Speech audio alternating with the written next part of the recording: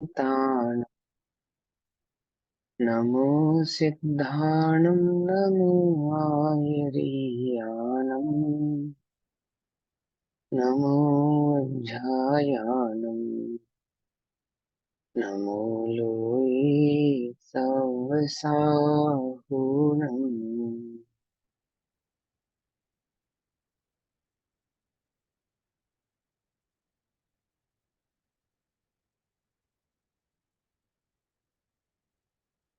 ओंकारं बिन्दुसंयुक्तं नित्यं ध्यायन्ति योगिनः। कामदं मोक्षदं चैव ओंकाराय नमो नमः। मङ्गलं भगवान् वीरो मङ्गलं गौतमो गणी मङ्गलं कुन्दकुन्दार्द्यो जैनधर्मोऽस्तु मङ्गलम्। सर्वमङ्गलमाङ्गल्यं सर्वकल्याणकारकं प्रधानां सर्वधर्माणां जैनं जयतु शासनम्।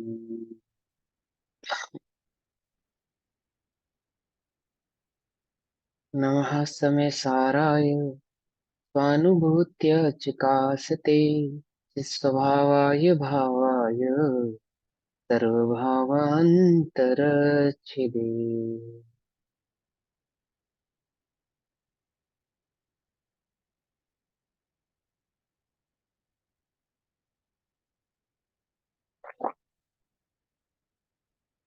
हमारी दोपहरकालीन कक्षा का विषय चल रहा है श्री समय सारजी ग्रंथ। और श्री समय सारजी का स्वाध्याय हम सभी आचार्य अमरचंद्र देव द्वारा रचित आत्मख्याति टीका के माध्यम से कर रहे हैं। आत्मख्याति टीका में कर्ता कर्म अधिकार गाथा नंबर 109, 110, 111, पेज नंबर 191। 192। नहीं, 191 है ना, गाथा है तो 191 पे लिखिए ना। पेज नंबर 191 जिसपे गाथा लिखिए, पेज नंबर 191, 109, 110, 111 और 112, चार गाथाओं का भाग चल रहा है। क्या भाव समझा रहे हैं कि पुद्गल कर्म का कर्ता कौन है। यहाँ से बात चल रही है कि जब पुद्गल कर्म को जीव नहीं करता तो उस पुद्गल को कौन करता है। पुद्गल माने क्या, माने जो पुद्गल द्रव्य है जिसको अजीव द्रव्य के नाम से आप जानते हैं, और उसमें द्रव्य कर्म, भाव कर्म और नो कर्म, ये तीनों भाव पुद्गल के ही भाव हैं, पुद्गल के ही विशेष हैं। ठीक, इन्हीं द्रव्य कर्म, भाव कर्म और नो कर्मों के आधार से ही गुणस्थान आदि भाव होते हैं। ठीक, तो क्या कहते हैं कि गाथा पाठ पढ़ेंगे एक बार। सामण पच्चया खलु चौरो भणन्ति बंद कत्तारो मिच्छतम अविरमणम कसाय जोगाय बोधव्वा तेंसी पूर्णो विय इमो भणिदो भेदो दुतेर सिवियप्पो मिच्छादिट्ठी आदि जाव सजोगिस्य चरमन्तम् एदे अचेदना खलु पौगलकमुदय संभवा जम्हा तेजदि करेन्ति कम्मं न वितेंसि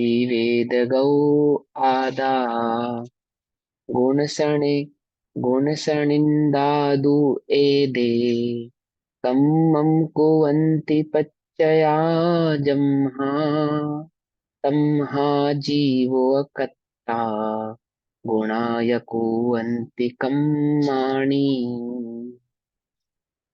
सामान्य प्रत्यय चार निश्चय बंध के करता कहे मिथ्यात्व अरु अविरमण योग कषाय ही जाननी। फिर उन्हीं का दर्शा दिया यह है भेद तेरे प्रकार का मिथ्यात्व गुण स्थान आदि, ले जो चरम भेद संयोगी का, उद्गल करम के उदय से, उत्पन्न इससे अजीव वे, वे जो करे कर्मों भले भोगता, भी नहीं जीव द्रव्य है। परमार्थ से गुण नाम के, प्रत्यय करे इन कर्म को, तिससे अकर्ता जीव है, गुण स्थान करते कर्म को। हम्म? जैसा गुण स्थान, उसी प्रकार का आश्रम, उसी प्रकार का उदय और उसी प्रकार का बंध आदि भाव होता है। इन सब का कर्ता एकमात्र पुद्गल ही है, जीव कर्ता नहीं है। टीका पढ़ते हैं। वास्तव में पुद्गल कर्म का उद्गल द्रव्य ही एक कर्ता। उसके विशेष यानी भेद मिथ्यात्व, अवृत्ति, कषाय और योग बंध के सामान्य हेतु होने से चार करता है। देखो, पुद्गल का कर्ता पुद्गल है, फिर उसी पुद्गल के चार भेद किए कि पुद्गल में जो बंध की क्रिया होती है। पहली बात क्या कही, पुद्गल का कर्ता पुद्गल होता है। फिर कहा पुद्गल में जो बंध रूप क्रिया होती है वह पुद्गल के चार भेदों से होती है। कौन कौन से पुद्गल के चार भेद, मिथ्यात्व, अवृत्ति, कषाय और योग। ये पुद्गल के चार भेदों से ही पुद्गल में ही बंध की क्रिया होती है, जिससे वे सामान्य कर्ता हो जाते हैं उसके। वे ही भेद रूप किए जाने पर, उन्हीं चारों को फिर भेद किए जाने पर, पहले पुद्गल पुद्गल के भेद किए चार, फिर उन चारों का भेद किया, तो उन चारों के भेद करने पर क्या बनता है, 13 गुण स्थान बनते हैं। अर्थात उन्हीं के भेद करने पर मिथ्या दृष्टि से लेकर संयोग केवली पर्यंत 13 करता है, अर्थात 13 गुण स्थानों को उन चार का कर्ता कहा। अब जो देखो, ये बात समझना ध्यान से, जैसे सातवें गुण स्थान से ऊपर का जो गुण स्थान होता है, उन गुण स्थानों में जो आश्रवादी भाव होते हैं, होते ही हैं। तो उपयोग तो आत्मा, देखो छद्मस्त का जो ज्ञान का विषय बनेगा एक समय में, या तो आत्मा बनेगा या तो पर पदार्थ बनेगा। क्योंकि छद्मस्त की ऐसी ही योग्यता है कि वो युगपद यानी कि दोनों को एक साथ नहीं जान सकता। उसके ज्ञान का ऐसा ही क्षयोक्षम समझो, उसके ज्ञान की ऐसी ही योग्यता है। तो सातवें गुण स्थान से ऊपर के जो गुण स्थानों में जब जीव होता है और वहां से फिसलता है, तो वो जो फिसलने का परिणाम है, गिरने का जो परिणाम है, वो उसको किसी कर्म के उदय के कारण आता है। ऐसा स्पष्ट करना नियोग में वर्णन है। तो जीव तो उनको नहीं करता, कर्म का उदय आता है तो गुण स्थानों में घटना बढ़ना हो जाता है। अब वो कह रहे कि जब गुण स्थानों में ऊपर नीचे होता है, घटना बढ़ना होता है, उनका कर्ता पुद्गल कर्म स्वयं होता है, कोई जीव उनको करता नहीं है। जब उन गुण स्थानों में, ऊपर के गुण स्थानों में, इन गुण स्थानों का कर्ता कर्म यानी पुद्गल है, तो निचले गुण स्थानों का कर्ता भी पुद्गल ही होगा ना। क्या कोई जीव थोड़ी हो जाएगा। पांच लब्धियों में अंतिम लब्धि का नाम है करण लब्धि। तो प्रायोग लब्धि के बाद, प्रायोग लब्धि से करण लब्धि प्रकट हो गए, उसके लिए जीव क्या करे, क्या करे, क्या क्या स्वरूप बताया प्रायोग लब्धि प्रकट करने का स्वरूप क्या है, कौन बताएगा। ओ सॉरी, करण लब्धि, करण लब्धि प्रकट करने का स्वरूप क्या है, क्या लिखा है। अभी हमने इसका शॉर्ट भाव मोक्षमार्ग प्रकाशक जी में पांच लब्धियों के स्वरूप में पढ़ा था, याद है किसी को। एक बहुत प्यारी लाइन है उसके अंदर कि तेरा पुरुषार्थ तो एकमात्र तत्व निर्णय करना है, ठीक। और वहां करण लब्धि आपो आप होती है, आपो आप, आपो आप ही कर्मों में इस प्रकार का संयोग होता है, कैसा कि कर्मों में उपशम भाव होता है, उपशम होता है आपो आप, और करण लब्धि वह आपो आप ही प्रकट होती है। माने जीव करण लब्धि को प्रकट करे ऐसा नहीं है। क्यों नहीं है, क्यों नहीं प्रकट कर सकता, क्योंकि कर्मों के आधार से जो भाव प्रकट होना है, क्या कह रहे हैं, उनका कर्ता जीव नहीं है, कर्म ही उनके कर्ता है। कर्मों में आपो आप ही उस प्रकार की स्थिति आदि पैदा होती है, और उसी प्रकार स्थिति होने पर आपो आप करण लब्धि प्रकट होती है। ऐसा कहकर क्या समझाना चाहते हैं कि यदि कोई जीव आमुक गुण स्थान को प्रकट करने की जिद कर रहा है या उपयोग लगा रहा है कि मुझे मेरा पहला है ऐसा मान रहा है और मुझे चौथा प्रकट करना है ऐसा, ऐसा वह पुरुषार्थ कर रहा है, तो कह रहे वो दोनों ही पुरुषार्थ उसके कैसे हैं, मिथ्या हैं, उल्टा नहीं पकड़ना। अपने को पहला गुण स्थान वाला मानना, देखो आगम में एक अपेक्षा से, है ना, व्यवहार की अपेक्षा से पहले गुण स्थान वाला है ऐसा कहते हैं, ठीक है ना। और उसको स्वीकार करना कि हाँ कर्मों की ऐसी स्थिति है, इस प्रकार का उदय है, उसको जीव स्वीकार करे, उसमें दोष नहीं है। परंतु मैं उनका करता हूँ, कर्मादि का करता हूँ ऐसा माने तो वह मिथ्या दृष्टि है। और मैं उन कर्मादि का अभाव करके सम्यक आदि को प्रकट करूंगा ऐसा भी उपदेश देते हैं, परंतु व्यवहार से। परमार्थ से तो क्या है कि जीव एकमात्र ज्ञान भाव का करता है, ज्ञान स्वरूप का करता है। तेरा पुरुषार्थ तो एकमात्र क्या है, तत्व निर्णय करना, कर्म भाव करना नहीं, कर्मों में ऊपर नीचे करना नहीं, कर्मों के साथ दुश्मनी पैदा करना नहीं, एकमात्र तत्व निर्णय करना। और तत्व निर्णय क्या है कि मैं जीव हूँ, करता हूँ, ज्ञान दर्शन चेतना मेरा स्वभाव है। और ज्ञान ज्ञाता दृष्टा भाव होने से मैं पर आदि भाव का करता नहीं हूँ। क्या करना है, क्रोध मिटाना है या क्रोध से भिन्न देखना है, कषाय मिटानी है या कषाय से भिन्न देखना है, क्या करना है, क्या क्या पुरुषार्थ बताया कि कषाय और पापों को मिटाने का उपाय यही है कि कषाय और पाप से भिन्न देखे।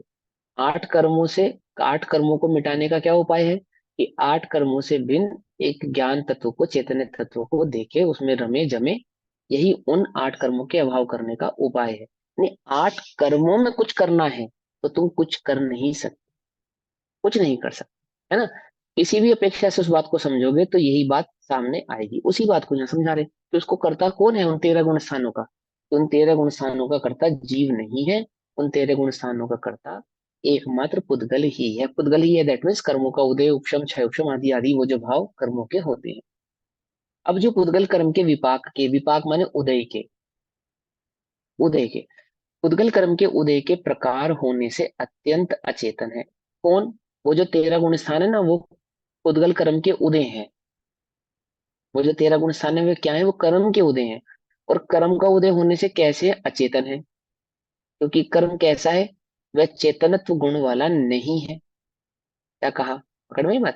भाई दूध और दूध से बनी वस्तुओं में दूध ही है, दूध और दूध से बनाया है पनीर, तो पनीर भी एक प्रकार का दूध है ना, क्या कहते हैं उसको, मिल्क प्रोडक्ट, यही कहते हैं ना, मिल्क प्रोडक्ट।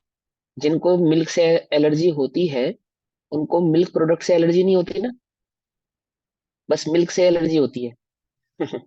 जिसको वीट एलर्जी होती है उसको वीट प्रोडक्ट से एलर्जी नहीं होती ना, कि वीट और वीट प्रोडक्ट एक ही बात है, मिल्क और मिल्क प्रोडक्ट एक ही बात है ना, कॉमन है आजकल बीमारियां ये। तो ऐसे ही कह रहे कि पुद्गल और पुद्गल से बना कर्म, यानी पुद्गल का प्रोडक्ट है वो, क्या कहा, है ना, पुद्गल का प्रोडक्ट है। तो पुद्गल और पुद्गल से बना प्रोडक्ट एक ही बात है, एक ही बात है।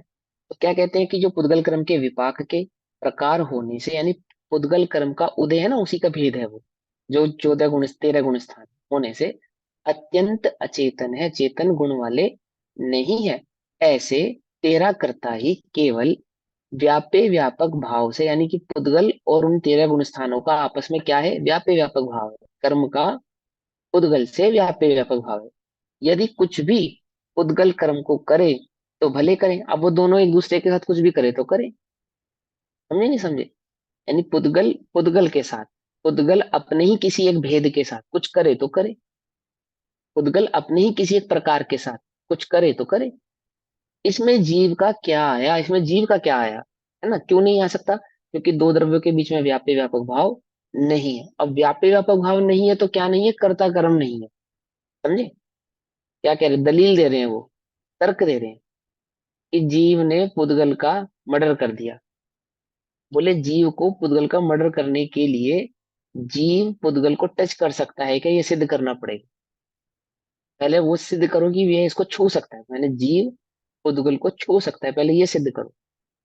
क्या कहा, अगर आप ये सिद्ध कर दोगे तो हम मान लेंगे कि जीव ने पुद्गल का मर्डर कर दिया जज के सामने। अब जज अब ये सिद्ध कर रहे हैं कि जीव पुद्गल को टच ही नहीं कर सकता, जो छू भी नहीं सकता वो मर्डर कैसे करेगा, बताओ भैया।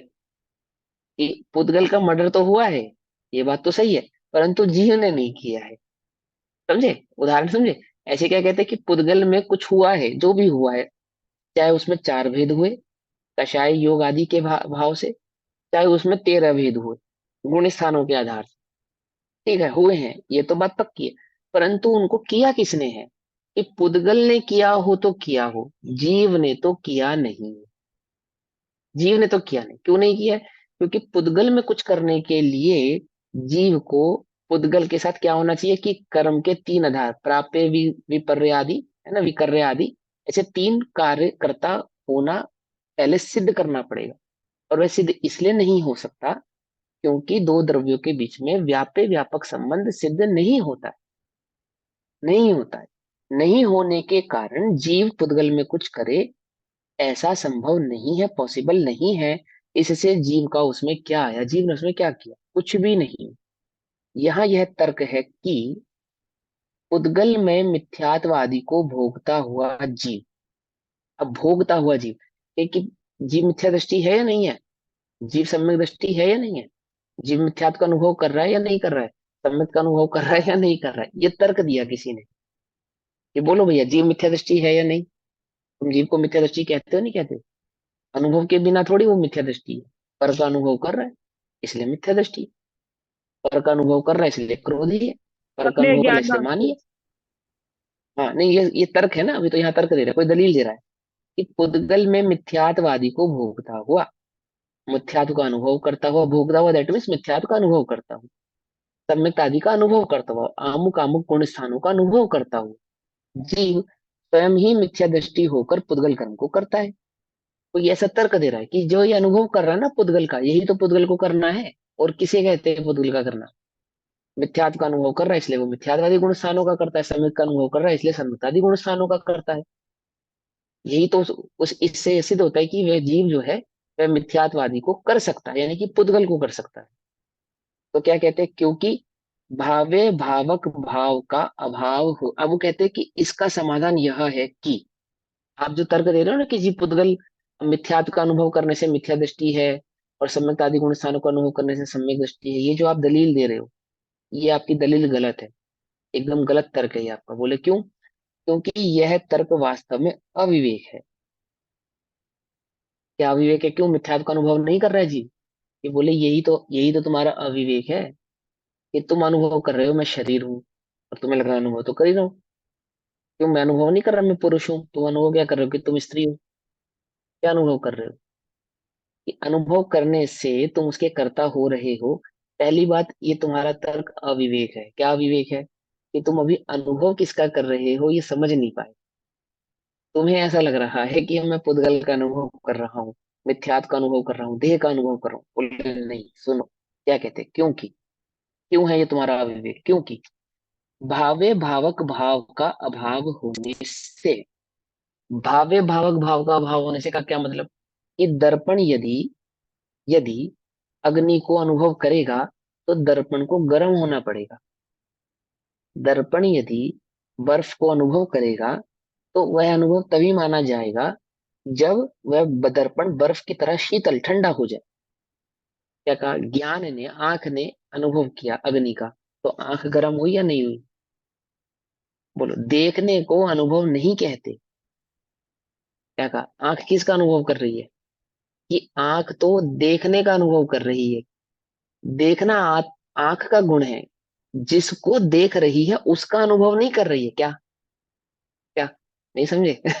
आंख से आपने जो वस्तु देखी, गंदी वस्तु देखी, तो आंख गंदी हुई? बोलो, नहीं हुई। क्यों नहीं हुई? क्योंकि देखने भर को अनुभव नहीं कहते, भावे भावक। हम तो जब मानेंगे जब किसी खराब वस्तु को देखने से आंख खराब हो गई। क्या कहा? तुमने किसी अशुद्ध वस्तु को छुआ तो हाथ अशुद्ध हो गया, ऐसा लोक में प्रसिद्ध है। तो आंख जब किसी अशुद्ध वस्तु को देखती है तो क्या अशुद्ध हो जाती है? सीधी बात भाई, अशुद्ध वस्तु को छूने से हाथ अशुद्ध हो जाता है, तो अशुद्ध वस्तु को देखने से आंख भी अशुद्ध होनी चाहिए। ये बोले नहीं हो सकती। क्यों नहीं हो सकती? क्योंकि दोनों के बीच में भावे भावक संबंध नहीं है। क्या? आंख का आंख का उस वस्तु के साथ क्या संबंध नहीं है? भावे भावक। भाव माने परिणमाना, भाव माने परिणमाना, पर्याय। तो भाव्य भावक यानी कि देखे और उस रूप परिणमित हो जाए, ऐसा संबंध नहीं है। तो क्या कहते हैं, क्योंकि भाव्य भावक भाव का अभाव होने से, आत्मा निश्चय से यानी कि परमार्थ से, स्वभाव से उद्गल द्रव्यमय मिथ्यात्व आदि का भोक्ता भी नहीं है। नहीं है भोक्ता, क्यों नहीं है भोक्ता, देखो, जैसे आंख अशुद्ध वस्तु को देखने से अशुद्ध नहीं होती, ऐसे ही आत्मा में कोई मिथ्यात्वादी नाम का गुण उत्पन्न हो गया हो, कोई अशुद्धता उत्पन्न हो गई हो मिथ्यात्वादी की, ऐसा नहीं है। क्या समझे, ध्यान से समझना। इधर देखो, आत्मा में मिथ्यात्व नाम का गुण नहीं है, ज्ञान नाम का गुण है, जिसकी विकारी पर्याय का नाम मिथ्यात्व है। श्रद्धा नाम का गुण है, जिसकी विकारी पर्याय का नाम मिथ्यात्व है ना। ज्ञान की विकारी पर्याय का नाम अज्ञान है, और श्रद्धा की विकारी पर्याय का नाम क्या है, मिथ्यात्व है। लेकिन लेकिन इस प्रकार का कोई गुण आत्मा में नहीं है। इस प्रकार का, कि कोई ऐसा गुण है आत्मा में है जो आत्मा को मिथ्यात्व उत्पन्न करावे। क्या कहा, कुछ बात समझ में आई या नहीं आई। आंख में अशुद्धता को देखने से कितने प्रकार की अशुद्धता उत्पन्न हुई। और कोई ये कहे कि अशुद्धता उस आंख में झलक रही है या नहीं झलक रही। आंख ने अशुद्धता को देखा या नहीं देखा, कि हाँ देखा, अशुद्धता झलक रही है या नहीं झलक रही। बोले झलक रही है, परंतु अशुद्धता ने आंख में प्रवेश नहीं। शुद्धता झलक तो रही है, परंतु अशुद्धता ने क्या नहीं किया, आंख में प्रवेश नहीं किया। इसी प्रकार से वो जो विकारी आदि पर्याय होती ना, विकारी पर्याय क्या, स्वाभाविक पर्याय भी आत्मा में प्रवेश नहीं करती। क्या कहा, आत्मा में पर्याय क्या नहीं करती, प्रवेश नहीं करती। इसीलिए उस द्रव्य को अपरिणामी कहते हैं। क्या कहते हैं, द्रव्य को अपरिणामी कहते हैं, यानी जो का त्यों जैसा है वैसा ही रहता है। एक उदाहरण के तौर पे समझाते हैं, देखो, सोने से कंगन बनाया, तो स्वर्ण का कंगन बन जाता है, ये बात तो पक्की है, परंतु कंगन स्वर्ण में प्रवेश नहीं करता। क्या कहा, कुछ बात समझे। स्वर्ण, सोने से चेन बनाई, तो सोने से चेन बनती है, ये बात तो सही है, परंतु चेन स्वर्ण में प्रवेश नहीं करती। यदि चेन स्वर्ण में प्रवेश कर जावे, तो स्वर्ण, जो स्वर्ण है वो चैन मात्र बन के रह जाएगा, कंगन मात्र बन के रह जाएगा, कुंडल मात्र बन के रह जाएगा।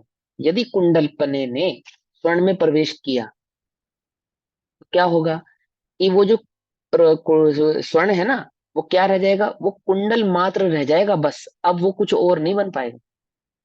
लेकिन वो कुछ और बन जा रहा है, कुंडल से कंगन बन पा रहा है, कंगन से हार बन पा रहा है। कैसे बन पा रहा है, बनता है ये बात पक्की है, परंतु वह आकार उस स्वर्ण में कभी प्रवेश कर पाता नहीं। आकार में होता हुआ भी वह स्वर्ण सदैव निराकार ही रहता है। क्या कहा, कुछ का बात समझ में नहीं। वो जो आकार बना है ना कंगन का या कुंडल का, ये जो आकार बनता है, ऐसा आकार होने पर भी स्वर्ण सदैव कैसा रहता है, निराकार रहता है।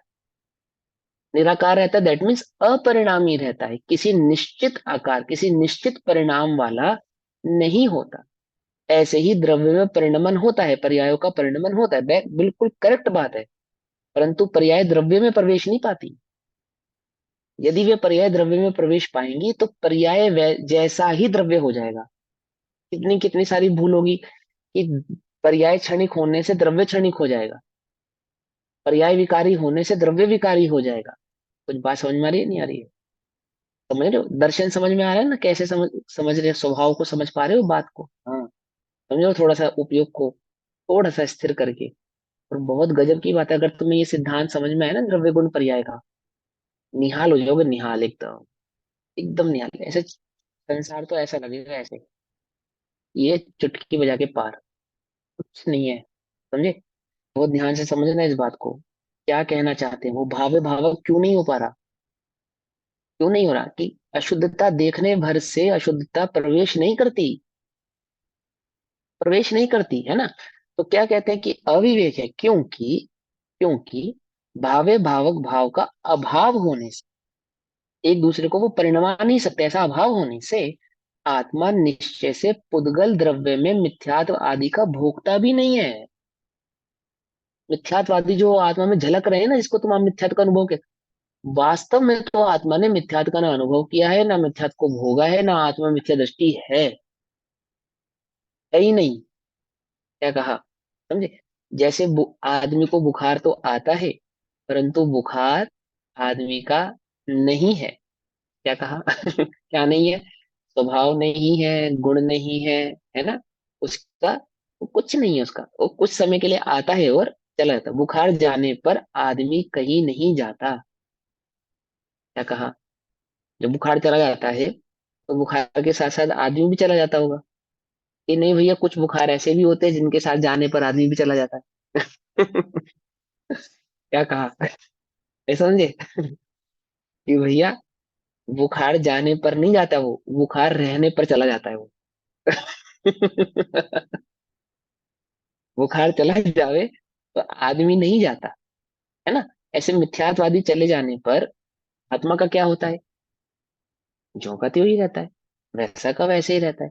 तो वो क्या कहते हैं कि आत्मा निश्चय से उद्गल द्रव्य में मिथ्यात्वादी का भोगता भी नहीं है। भोगता भी नहीं है वास्तव में, अगर देखा जाए स्वरूप से, अगर देखा जाए स्वभाव से, यदि देखा जाए तो ज्ञान के सिवा अन्य कुछ करता नहीं है। उस ज्ञान में मिथ्याद आदि भाव झलकते हैं, पूर्ण स्थान प्रमाण आदि भाव झलकते हैं, ये बात तो सही है, परंतु वह उनका भोगता नहीं है। तो क्या कहते हैं, तब फिर पुद्गल कर्म का कर्ता कैसे हो सकता है? जिसको वो भोग नहीं सकता, उसका वह पुद्गल कर्म का वह कर्ता कैसे हो सकता है? इसलिए यह सिद्ध हुआ कि जो पुद्गल द्रव्यमय चार सामान्य प्रत्यों के माने वो जो शुरू में चार बताए थे, कौन कौन से? मिथ्यात, अवृत्ति, कषाय और योग। तो जो पुद्गल द्रव्यमय चार सामान्य प्रत्ययों के भेद रूप तेरह विशेष प्रत्यय हैं, जो कि गुण शब्द से यानी गुणस्थान नाम से कहे गए हैं, वे ही मात्र कर्मों को करते हैं। यानी पुद्गल ही पुद्गल को करता है, इसलिए जीव पुद्गल कर्मों का करता अकर्ता है। इसलिए जीव पुद्गल कर्मों का अकर्ता है। देखो, गुणस्थान, प्रमाण, परिणाम भी आते हैं, है ना? देखो, पीछे से समझना, पीछे से सबसे अंत में है योग। योग का मतलब होता है मन वचन काया। योग का मतलब होता है मन वचन काया और आत्मा के प्रदेश। ठीक। तो जब हम आश्रव के योगों की बात करते हैं, तो वहां पे स्थूलता से तो मन वचन काया की बात करते हैं। ठीक है ना? अब तुम्हें जैसा मन वचन काया प्राप्त होगा, तुम्हारे जो परिणाम होंगे वैसे होंगे, या जैसे तुम्हारे परिणाम होंगे वैसा तुम्हारा मन वचन काया तुम्हें प्राप्त होगा। मेरे बात समझ में नहीं? समझ में? मैं समझाता हूँ। जैसे मेरी काया कैसी है? पुरुष काया है, पुरुष की काया। तो ये जो पुरुष की काया है, मनुष्य गति है ना, यौवन आदि है जो भी है, इसके अनुसार परिणाम आएंगे, या परिणाम अनुसार योग आदि होंगे? कुछ बात समझे? बच्चा होता है, छोटा बच्चा, उसको काया कैसे के परिणाम अनुसार आते हैं? हम आएंगे। आते हैं ना। तो वो कह रहे हैं उन परिणामों का कर्ता, वो योग्यता जो आ रही है, वैसे बच्चा, छोटे बच्चे को उसी प्रकार के परिणाम आते हैं, उछल कूद करने के, कुछ भी कह देने के, कहीं पे भी कुछ भी कर देने के, उसकी काया के अनुसार, यानी योग उनका करता है। वह योग उनका करता है। जो भी शरीर में विकार आदि उत्पन्न हो रहे हैं, जो जो भी शरीर के अनुसार परिणाम उत्पन्न हो रहे हैं, योग्यता के अनुसार परिणाम उत्पन्न हो रहे हैं, उन योगों के आधार से होने वाले परिणामों का कर्ता योग है। योग है। अब और इधर आओ, कि जैसी कषाय होंगी, कषाय कैसी होंगी? कि जैसा गुण स्थान होगा। ऐसा तो नहीं कि जो जो कषाय पहले गुण स्थान में, वही कषाय तुम्हें छठे गुण स्थान में हो जाएंगी। और यदि पहले गुण स्थान वाली कषाय छठे गुण स्थान में होंगी, तो फिर छठे गुण स्थान में होने वाली कषाय पहले गुण स्थान में भी हो सकती है, क्योंकि तुम कषायों को तो कर ही सकते हो। गुण स्थानों को बदले बिना अमुक प्रकार से कषाय कर सकते हो, नहीं कर सकते हो? गुण स्थान तो हो पहला और कषाय हो संजुलन, हो सकता है या नहीं हो सकता? बोलो, जीव को करनी है ना, कि जिस समय वो क्रोध नहीं कर रहा, मान नहीं कर रहा, शांति से बिल्कुल आत्मा का चिंतन कर रहा, अनुभव कर रहा, कौन सी कषाय चल रही है इस समय? संजुलन, अनंतानुबंधी। अप्रत्याख्याना। क्यों अनंतानुबंधी क्यों चल रही है? आप तो स्वाध्याय कर रहे हो, तो स्वाध्याय कर रहे हो, आत्मा की बात पढ़ रहे हो, आत्मा के चिंतन कर रहे हो, समय सार गुण पढ़ रहे हो, आचार्य तो कुंद कुंद का नाम कहते ले हैं, रहे हो। गुण गुणस्थान। क्योंकि स्थान कशाय गुण स्थान प्रमाण होती है। हाँ, गुण स्थान प्रमाण होती है। अगर पहला गुण स्थान होगा तो अनंत अनुबंधी आदि कषाय होंगी, यही उनका आपस में संबंध है, क्योंकि उन कषायों का कर्ता कौन, कि जीव का परिणाम विशेष उन कषायों का कर्ता नहीं है, गुण स्थान ही उन कषायों के कर्ता हैं। ये समझा रहे आचार्य, देखो क्या कहते हैं। समझ अब नहीं आई फिर मुझे क्वेश्चन, बात। हाँ हम समझाएंगे, कोई बात नहीं, चिंता नहीं करो। और फिर किस लिए बैठे हम, अगर आपके समझ में आ जाती तो। सुनो भैया, पुद्गल कर्म का कर्ता कैसे हो सकता है, इसलिए यह सिद्ध हुआ कि जो पुद्गल द्रव्य में चार सामान्य प्रत्ययों के भेद रूप 13 विशेष प्रत्यय हैं, जो कि गुण शब्द यानी कि गुणस्थान नाम से कहे जाते हैं, वे ही मात्र कर्मों को करते हैं, इसलिए जीव पुद्गल कर्मों का अकर्ता है। आगे की लाइन भी पढ़ देता हूँ, फिर वो भाव और अच्छे से समझ में आएगा। किंतु गुण ही उनके कर्ता है, और वे गुण तो पुद्गल द्रव्य ही हैं, इससे यह सिद्ध हुआ कि पुद्गल कर्म का पुद्गल द्रव्य ही एक कर्ता है। अब समझो ध्यान से, गुण स्थानों को क्या कहा इन्होंने, पुद्गल। अब गुण स्थानों को आचार्य देव पुद्गल कह रहे हैं, या गुण स्थान पुद्गल है, ये सिद्ध कर रहे हैं। ये कह मात्र नहीं रहे हैं उन्होंने, वो सिद्ध कर रहे हैं, वस्तु स्वभाव है वह बतला रहे हैं। और फिर क्या बतला रहे हैं, कि जो कषाय आदि चार योग हैं वे भी पुद्गल हैं। समझे ना, कषाय आदि जो चार बंध के हेतु बताए वे भी पुद्गल, और पुद्गल तो पुद्गल है ही। तो एक पुद्गल द्रव्य में चार भेद हुए, कौन कौन से भेद किए, चार, मिथ्यात्व, कषाय, योग, अविरति। प्रकृति। और फिर उसके 13 भेद किए, गुण स्थान। और फिर ये हम्म। कहा कि ये 13 गुण स्थान, ये चार बंध के कारण ये सब पुद्गल हैं, पुद्गल के ही भेद हैं। इससे यह सिद्ध होता है कि पुद्गल ही इनका कर्ता है, कोई और इनका कर्ता नहीं है। ये बात आचार्य देव ने सिद्ध करके हमको समझाई। अब हमें इस बात को समझना है, ये वस्तु का जो स्वभाव है, ये वस्तु का जो स्वरूप है, ये हमें समझना है। कैसे समझेंगे हम, तो वह समझा रहे हैं, हम कैसे समझाते हैं। कि आपको जो आमुख प्रकार की कषाय उत्पन्न हुई, जो भी आमुख प्रकार की कषाय उत्पन्न हुई, अब जीव को कषाय उत्पन्न हुई, ये तो है व्यवहार का कथन।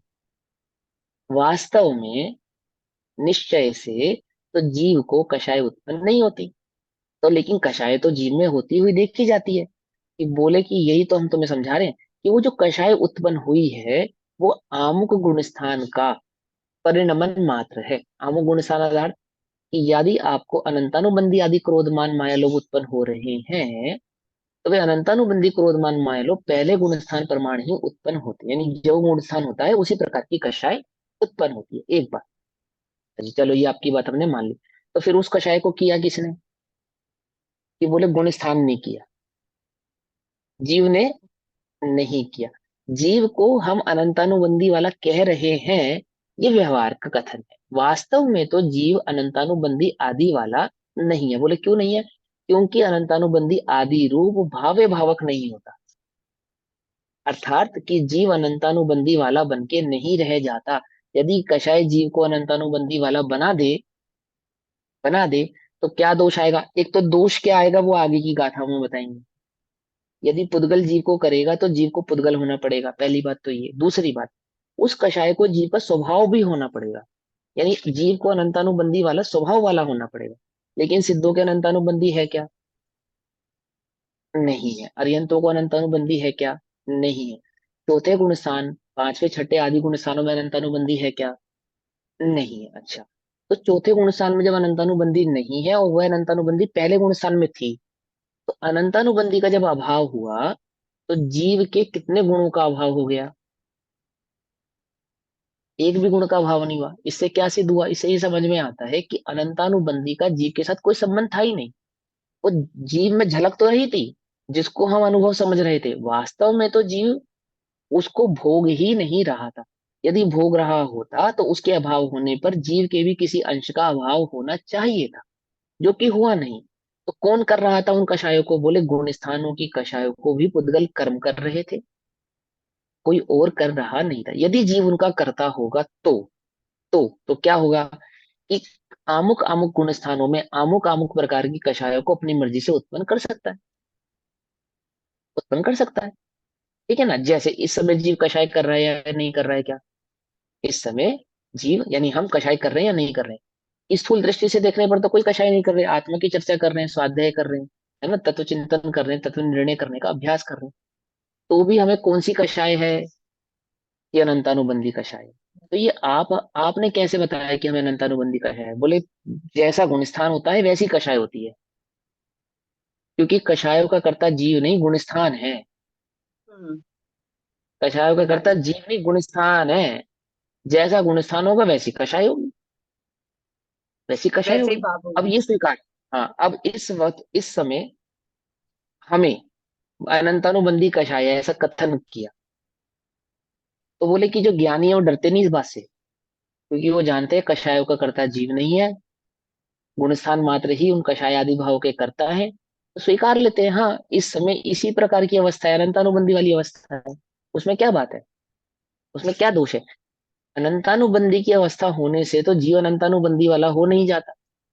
हम्म। जीव तो अनंतानुबंधी वाला हो नहीं जाता। और ज्ञानी किसे कहना? जिसकी जीवत्व यानी जीव स्वभाव पे दृष्टि है, ना कि जिसकी पुद्गल पे दृष्टि है। कुछ बात समझ में आई नहीं आई? या नहीं समझ हाँ, में आई?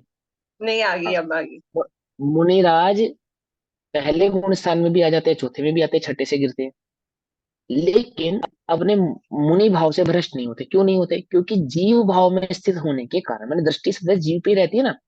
तो पहले गुण स्थानों में, निचले गुण स्थानों में तो बुद्धि पूर्वक रहती है, और ऊपर के गुण स्थानों में अबुद्धि पूर्वक रहती है। क्या? ऊपर के चौथे गुण स्थानों चौथे में में अबुद्धि खंडित है। पूर्वक, चौथे पांचवे छठे उन गुण स्थानों में मैं आत्मा हूं यह बुद्धि पूर्वक रहता है, और पहले आदि गुण स्थानों में बुद्धि पूर्वक रहता है। ठीक है ना। अब बुद्धि पूर्वक और अबुद्धि पूर्वक समझ रहे हो? जैसे मिथ्या दृष्टि बुद्धि पूर्वक मैं जीव हूं इसका निर्णय करते हैं, बुद्धि पूर्वक तो तेरा पुरुषार्थ एकमात्र क्या है? तत्व निर्णय करना, तत्व निर्णय करना। और तत्व निर्णय हो जाने की अवस्था में जहां हो चुका है, वहां यही भाव अबुद्धि पूर्वक चलता है। वह जो अनुभव करने का पुरुषार्थ पहले गुण स्थान में करता है, वही अनुभव अबुद्धि पूर्वक चौथे पांचवे छठे आदि गुण स्थानों में सहज चलता है। लेकिन क्या नहीं करते?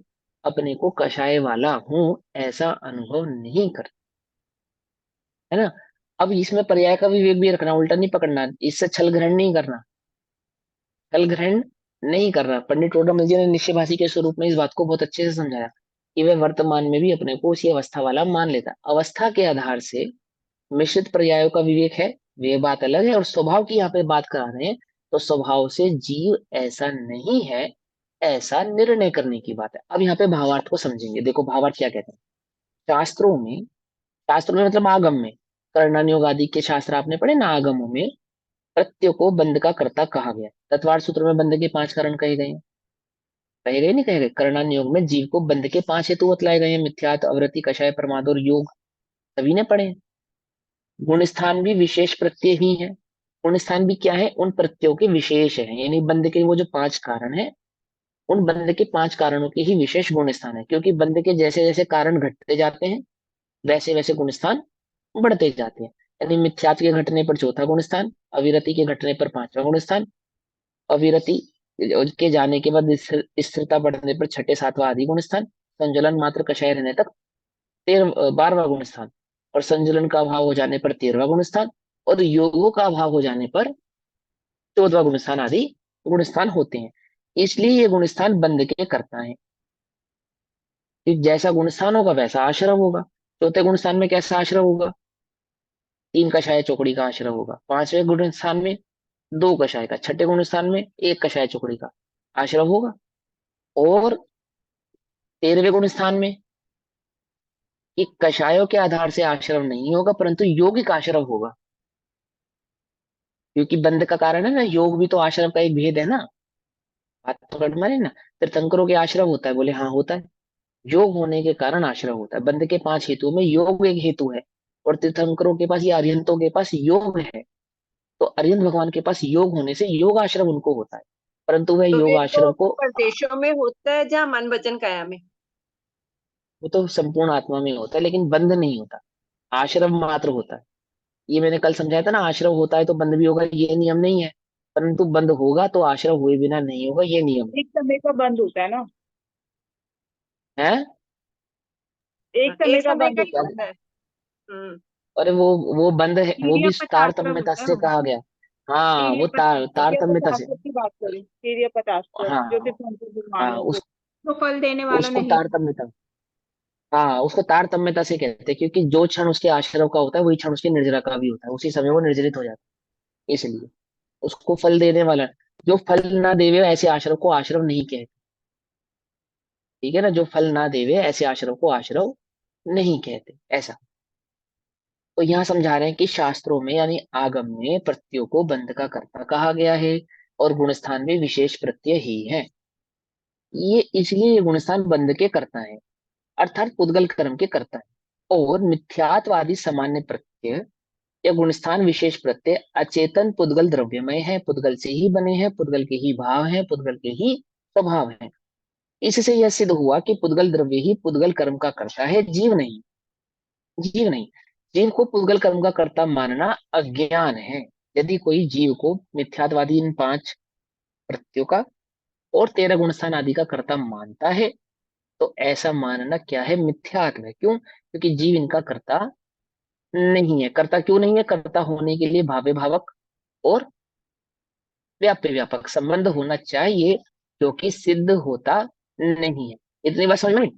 अब यदि कोई ऐसा मान ले, अब कोई कहता है कि जीव और उन प्रत्ययों में एकत्व नहीं है ना, अब यह कहते हैं, अब कोई ऐसा मान ले कि जीव उनका अनुभव करता है, इससे एकत्व है, तो उसको डिनाई करने के लिए कहते हैं कि एकत्व नहीं है। जीव का उन मिथ्यात्वादी भावों के साथ, उन सम्यक्तवादी भावों के साथ एकत्व नहीं है। एकत्व नहीं है। उल्टा नहीं पकड़ना, ध्यान से समझना। यहाँ पे मिथ्यात्वादी और सम्यक्तवादी गुण स्थानों की अपेक्षा से होने वाले भावों की बात चल रही। कषाय आदि परिणाम, बंध के जो पांच कारण और 13 गुण स्थान, उनके साथ इस जीव का एकत्व नहीं है। यदि एकत्व होगा तो क्या गड़बड़ होगी? और एकत्व होने पर, वह गड़बड़ होने से एक द्रव्य का अभाव ही सिद्ध हो जाएगा। यानी कि एकत्व होने से दो द्रव्यों में एक द्रव्य पना आ जाएगा, और एक द्रव्य पना होने पर एक द्रव्य का अभाव हो जाएगा। शक्कर और नमक एक हो जाएंगे, तो एक होने पर शक्कर या नमक दोनों में से किसी एक का अभाव मानना पड़ेगा ना। यदि हम पुद्गल को और जीव में एकत्व ऐसा स्थापित करेंगे, तो या तो वह जीव रहेगा या तो वह पुद्गल रहेगा। यदि पुद्गल रहेगा तो जीव का भाव मानना पड़ेगा, और यदि मात्र जीव रहेगा तो पुद्गल का भाव मानना पड़ेगा, है ना। यानी अभाव मानना पड़ेगा, दैट मीन्स पुद्गल की सत्ता मिटकर जीव रूप हो गई, और जीव की सत्ता मिटकर पुद्गल रूप हो गई। तो ऐसा दोष आने पर तो सारी सृष्टि एक एक ही रह जाएगी। और फिर वो सांख्य मत वाला काम हो जाएगा, क्या, कि जीव मात्र है, अन्य कुछ नहीं है, और ये सारी सृष्टि उस जीव का स्वपन भर है। तो ऐसा तो है नहीं। जो द्रव्य है उनकी अपनी अपनी आमुख प्रकार की सत्ता, उनके गुण और उनकी पर्याय बनी रहती है। उस बात की सिद्धि के लिए गाथा नंबर 113, 114 और 115 कहते हैं। गाथा पाठ करेंगे। इतना भाव समझ में आया? चार गाथाएं समझ में आई पिछली? कोई कंफ्यूजन तो नहीं हो रही ना, है ना। ध्यान से समझना, क्यों गुणस्थान आदि का कर्ता जीव नहीं है। जीव नहीं है सिद्ध भैया करने पर। हाँ, है तो गुणसान भी भैया एक बारी पुद्गल ही मुझे है ना, उतना सी। एक एक एक एक करके, एक एक करके। हाँ पहले दीदी आप बोलो। भैया ये एक बारी मुझे भावे भावक भाव बताना, जैसे पुद्गल में वैसे मुझे क्लियर तो हो गया, लेकिन अभी बहुत ज्यादा स्पष्ट हाँ इसका भाव समझ, क्योंकि मुझे ना बारी भाई, बारी वो क्लिक हो रहा है भावे भावक में, जैसे जीव इधर कर्म का उदय आया और इधर जीव ने उसी तरीके के परिणाम किए, तो भावे भावक अब भाव जीव एक को प्रकार परिणाम करने वाला कहना ये व्यवहार का कथन है। व्यवहार है, हाँ। वास्तव निश्चित में तो अद्वैत भाव। जीव परिणाम को करता नहीं है, हम्म, उद्गल के होने वाले परिणमन को जानता भर है। क्योंकि हम्म, पुद्गल का परिणमन है, ऐसा ना जानने के कारण, अपने और पुद्गल के बीच के भेद को ना जानने के कारण अज्ञान, उस अज्ञान का कर्ता जीव है, जिसे मिथ्यात्वादी भावों की अपेक्षा से समझाते हैं। हम्म, और ज्ञानी को तो ऐसा कोई भाव है नहीं, क्योंकि वो दो द्रव्यों के बीच के भेद को जानता है। तो दो द्रव्यों के बीच के भेद को जानने से दो भिन्न द्रव्यों के परिणमन को भी जानता है, ऐसा। ठीक है। तो आप नहीं, जिस परिणाम इसमें हम से निश्चय से हम भावे भावक में कैसे पुद्गल में कैसे लगाएंगे, जैसे भावक और भाव्य, जैसे इधर पुद्गल कर्म में मतलब मिथ्यात्व का उदय नहीं आया होता ना, और दो द्रव्यों के बीच में भावे भावक संबंध नहीं दो होता ना, द्रव्य वही नहीं, तो पुद्गल बतलाया। के बीच में, पुद्गल के बीच में। उद्गल का पुद्गल के साथ भावे भावक संबंध ऐसा है कि कर्म का उदय, यानी वह पौद्गलिक कर्मों में इस प्रकार का परिणमन हुआ।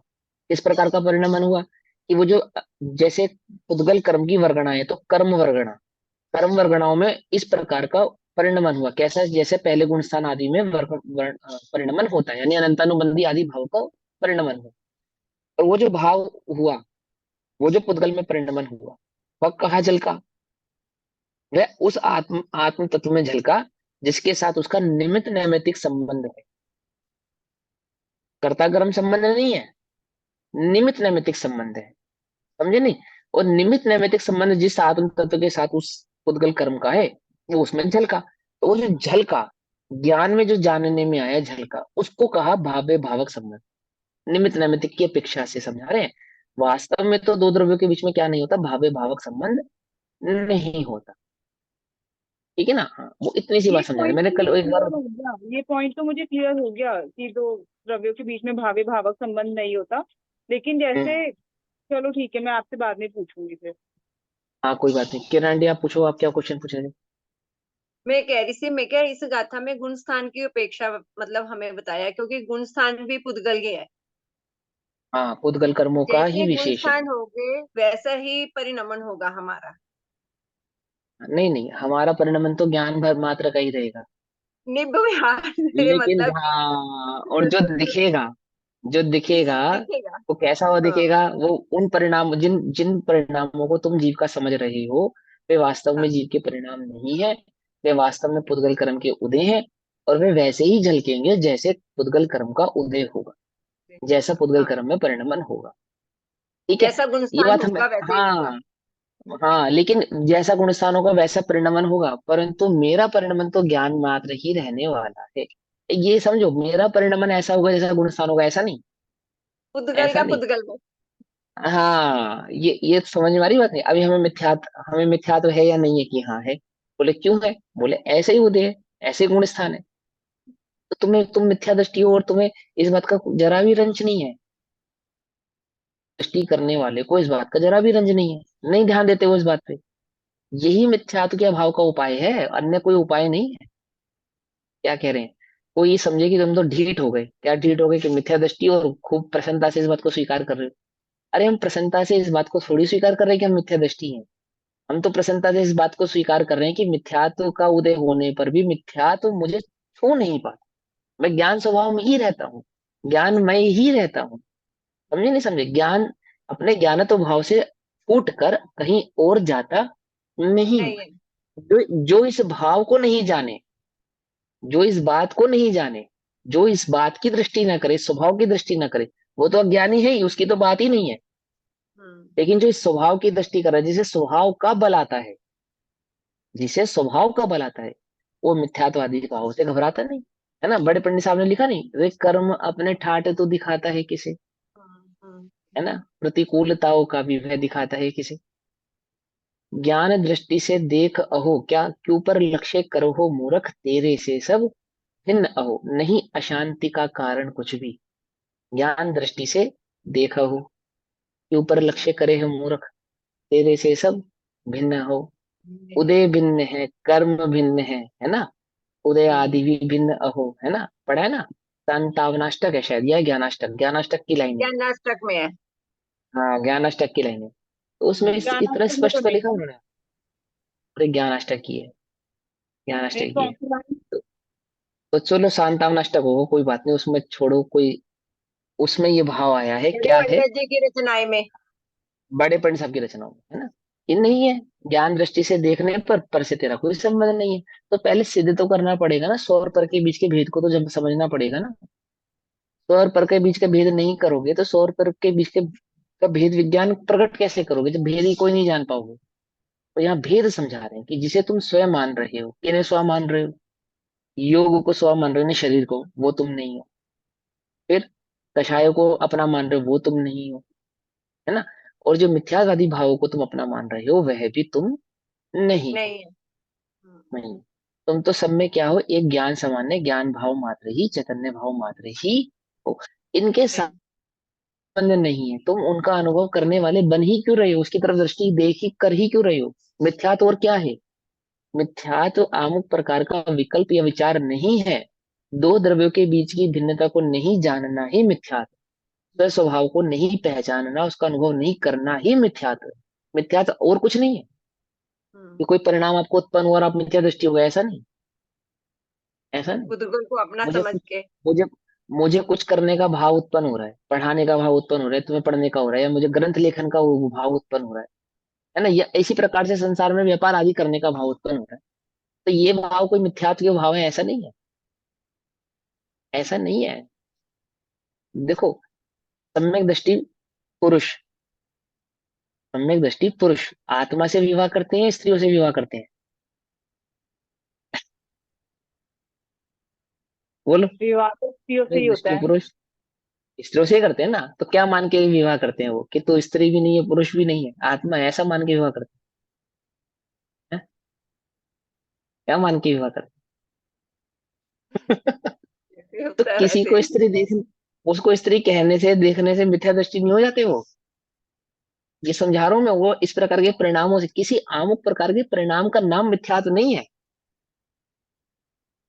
वो तुम परिणामों में अटक रहे हो। जिन परिणामों के से तुम भेद विज्ञान करने की कोशिश कर रहे हो ना, जिन्हें मिथ्यात्व समझ रहे हो, तुम मान्यता को नहीं पकड़ पा रहे हो। मान्यता का नाम मिथ्यात्व है। कि वह अनुभव क्या कर रहा है, उसने दोनों द्रव्यों के बीच के भेद को जाना या नहीं जाना। बाकी जितने भी परिणाम उत्पन्न होंगे वो तो गुणस्थान प्रमाण होंगे। सम्यक दर्शन होने के बाद भी चौथे आदि गुण स्थानों में उनको अविरति क्यों कहा? इसलिए तो कहा कि जानने के बाद भी वो स्त्री पुरुष आदि का व्यवहार से करते हैं। यदि वे उसको स्त्री ना देखे, आत्मा देखे, तो छठा गुण स्थान हो जाएगा, हम्म। चौथा नहीं रहेगा। क्या कहा? यदि वही ज्ञानी जीव उसे स्त्री ना देखे, आत्मा देखे, हम्म। अपने को भी आत्मा जाने उसे भी, तो विवाह का परिणाम नहीं आएगा, फिर वीतराग भाव उत्पन्न होगा। वहां तो छठा गुण स्थान होगा, मुनि धर्म का पालन होगा। और फिर वहां पे भी मुनि धर्म का पालन करते हुए भी ब्रह्मचर्य आदि के दोषों को दूर करने के लिए कहेंगे, क्या बोले, स्त्री को दूर रखेंगे या अपने समक्ष रखेंगे? गृहस्थों के समक्ष रहेंगे या उनसे दूर रहेंगे? उसे आत्मा जान के अपने नजदीक बिठाएंगे या स्त्री जानकर दूर रहेंगे उससे? बोलो। वो आप समझे ना, आमुक प्रकार के विकल्प या विचार का नाम नहीं है।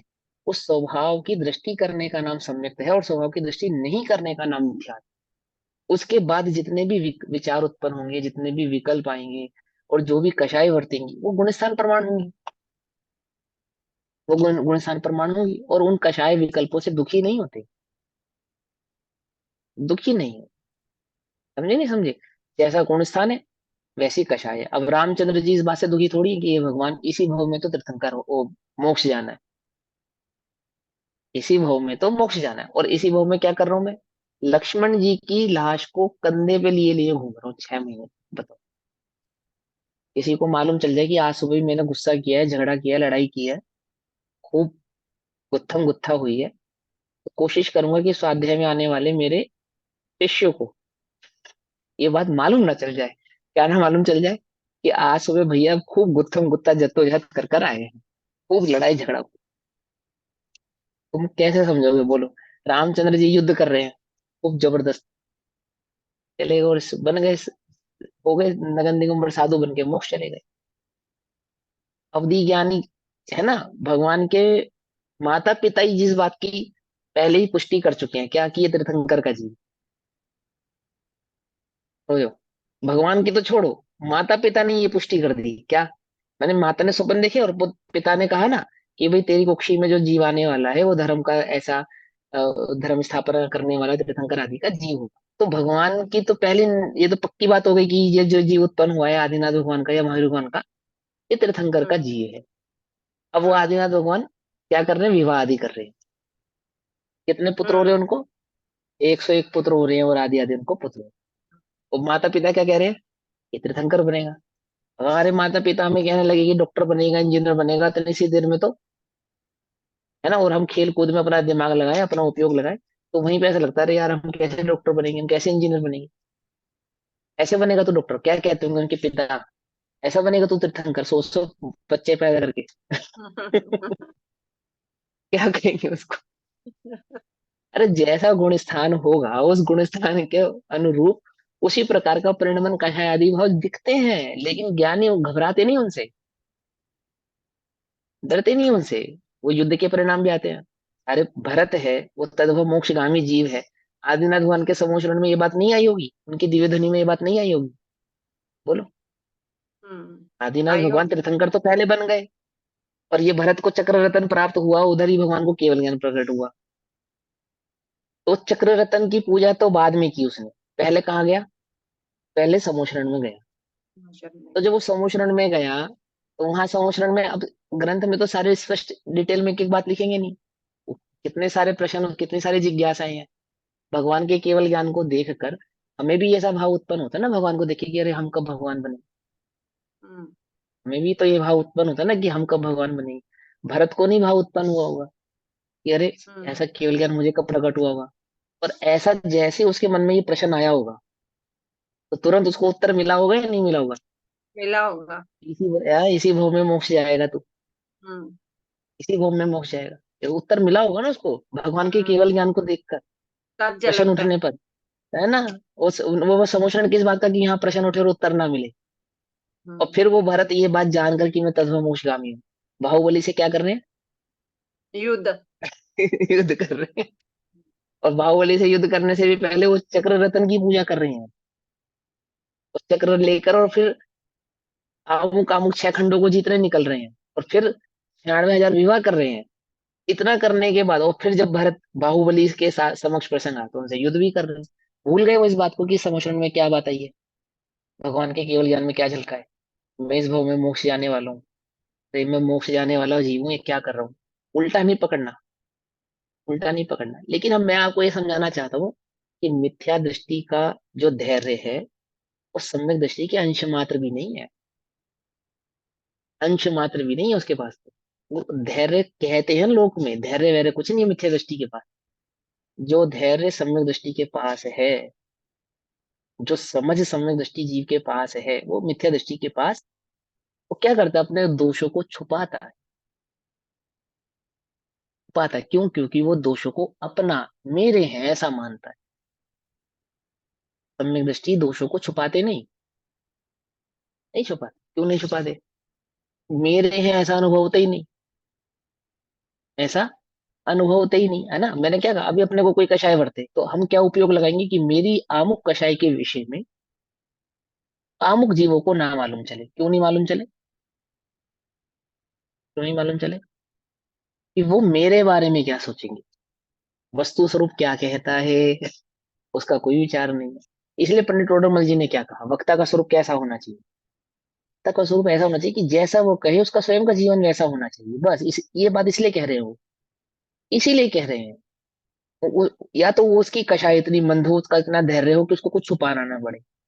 और यदि उसकी कषायों में तीव्रता है, उसके जीवन में धैर्य नहीं है, तो फिर वो वक्ता ना बने। वो उल्टा नहीं पकड़ना भैया, या तो पहले कषाय जीते फिर वक्ता बने, ताकि कुछ छुपाना ना पड़े, है ना। और यदि कषाय हैं ज्यादा, तो पहले कषायों को जीते, वक्ता बाद में बने। दोषों को पहले जीते, वक्ता बाद में बने। गुणों को पहले प्रकट करे और वक्ता बाद में बने। बोलो, कौन से डॉक्टर से तुम अपना इलाज कराओगे? वो जो डॉक्टरी पढ़ रहा है उससे, या वो जो डॉक्टरी पढ़ चुका है उससे? है ना, नहीं समझे? हम अंधे डॉक्टर के पास आंख का इलाज कराने गए। किसके पास गए? अंधे डॉक्टर के पास। क्या कराने गए? आंख का इलाज। जो हो गया भैया, मैंने जो स्वयं अंधा है वो हमारी आंखें कैसे ठीक करेगा? ये तो सीधा सा प्रश्न उठेगा ना, सीधा सा प्रश्न उठेगा ना, ये तो सीधा सा तर्क है ना। तो इसलिए वो कह रहे हैं कि वक्ता किसे कहना, ये आमो कामो गुण जिनमें प्रकट होते हैं उन्हें वक्ता कहते हैं। अब हम दोषों को मिटाना नहीं चाहते और पद ग्रहण करना चाहते हैं। तो जैसे मुनिपना बिना सम्यक आदि के वीतराग भाव के प्रकट नहीं होता, उसी प्रकार वक्तापना भी बिना कषायों को जीते, बिना आचरण उच्च आचरण किए वक्तापना प्रकट नहीं होता। कुछ बात पकड़ में आई? ये नहीं पकड़ में आई?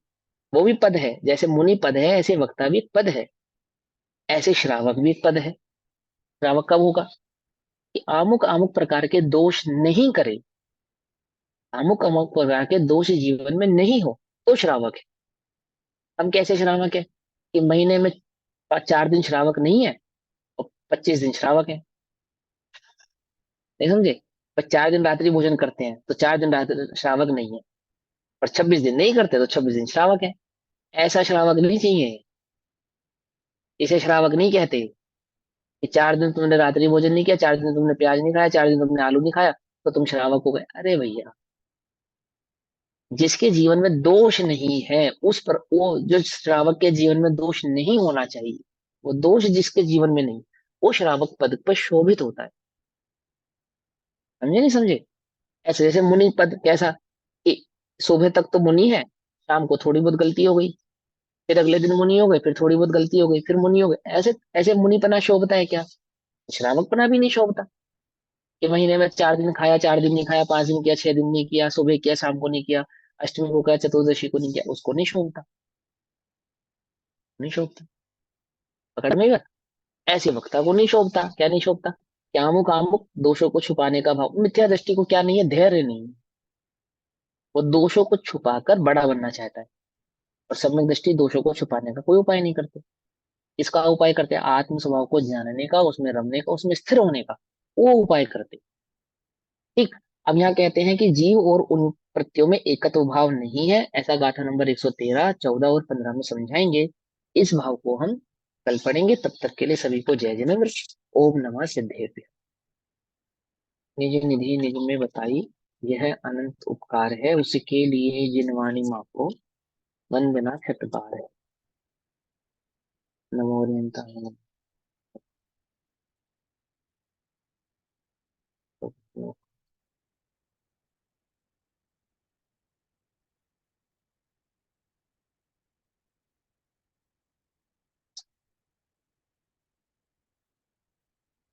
जय जिनेन्द्र सभी को। जय